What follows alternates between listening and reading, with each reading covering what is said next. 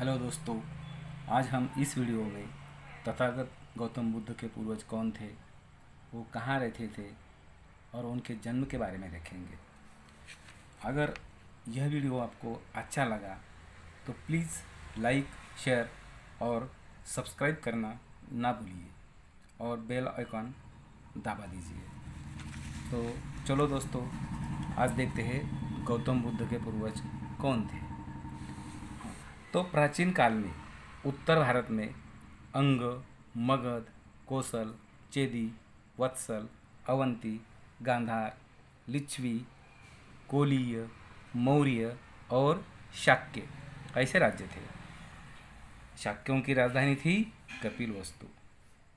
कपिलवस्तु में शाक्यों का एक राजा था, उसका नाम था जयसेन, और जयसेन के बेटे का नाम था सिंहहनु। सिंहहनु को शुद्धोदन, धौतोदन, शुक्लोदन, शाक्योदन और अभितोदन, यह 5 बेटे और 2 बेटियां थी, अमिता और प्रमिता। शुद्धोदन का विवाह महामाया के साथ हुआ। महामाया कोलीय राज्य के राजा अंजन और महारानी सुलक्षणा की बेटी थी। उस वक्त ऐसी परंपरा थी कि अगर कोई राजा युद्ध में बड़ा पराक्रम करता है तो उसे दूसरा विवाह करने की अनुमति मिलती थी। राजा शुद्धोदन ने युद्ध में बड़ा पराक्रम किया तो उनको दूसरा विवाह करने की अनुमति मिल गई। राजा शुद्धोदन ने महामाया की बहन महाप्रजापति के साथ दूसरा विवाह किया। जब महामाया गर्भवती थी तब उन्होंने प्रसव के लिए अपने पिता के नगर देवदह जाने की इच्छा व्यक्त की। राजा शुद्धोधन ने महारानी महामाया को देवदह जाने की अनुमति दी और उनको सुवर्ण अलंकारों से सजाई हुई पालकी में विदा किया। महारानी महामाया की पालकी लुम्बिनी वन से जा रही थी। उस लुम्बिनी वन के पेड़ पौधे फूलों से और फलों से भर गए थे। उन पेड़ों, पौधों और बेली पर भंवरे गुनगुना रहे थे। अलग अलग पंछी अलग अलग स्वर में गीत गा रहे थे।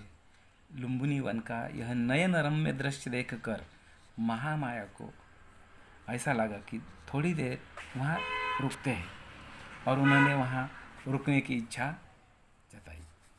महारानी अपनी पालकी से उतरकर एक शाल वृक्ष के पास गई।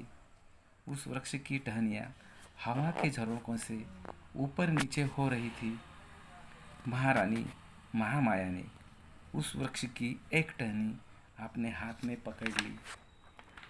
हवा के झरोकों से वह टहनी थोड़ी ऊपर हो गई। उसी समय महामाया के पेट में दर्द हुआ। उनको प्रसव पीड़ा होने लगी और उसी वृक्ष के नीचे महारानी महामाया ने एक बालक को जन्म दिया, और वो दिन था बैसाखी पूर्णिमा। उस बालक का नाम रखा सिद्धार्थ। जब सिद्धार्थ का जन्म हुआ तब हिमालय पर्वत पर एक महान तपस्वी रहते थे। उनका नाम था असित ऋषि। असित ऋषि ने अपनी दिव्य दृष्टि से देखा कि राजा शुद्धोधन के घर एक दिव्य बालक ने जन्म लिया है।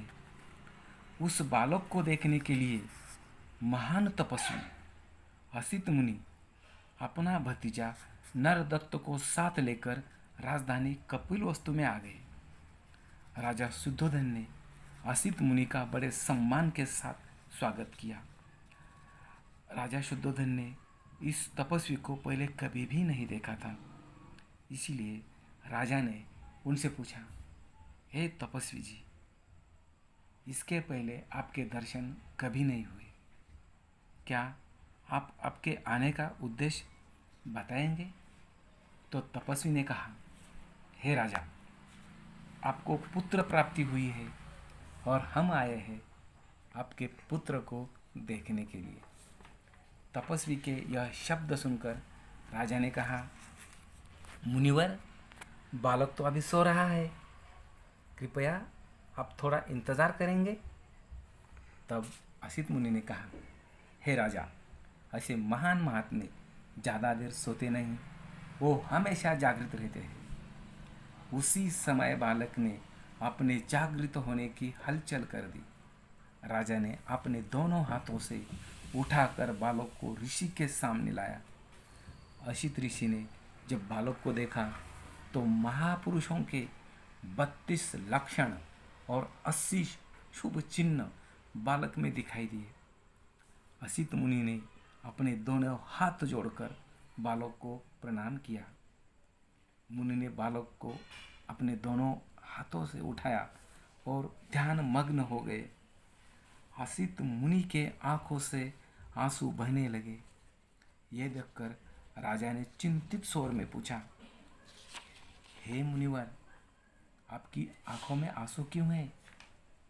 असित मुनि ने कहा, हे राजा, मैं इस बालक के लिए नहीं रो रहा हूँ, मैं तो खुद के लिए रो रहा हूँ।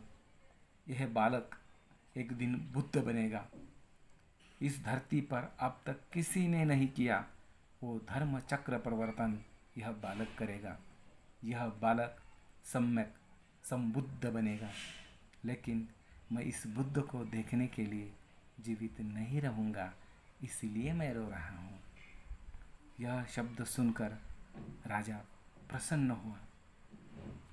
राजा ने असित ऋषि और उनके भतीजे नरदत्त को भोजन देकर उनको संतुष्ट किया और उनको कुछ वस्त्र देकर उनको वंदन किया। असित मुनि ने नरदत्त को कहा कि जब यह बालक बुद्ध बनेगा तब तुम इसके पास आ जाना, तुम्हारे लिए यह कल्याणकारक होगा। ऐसा कहकर असित मुनि ने राजा की आज्ञा ली और वो अपने आश्रम की ओर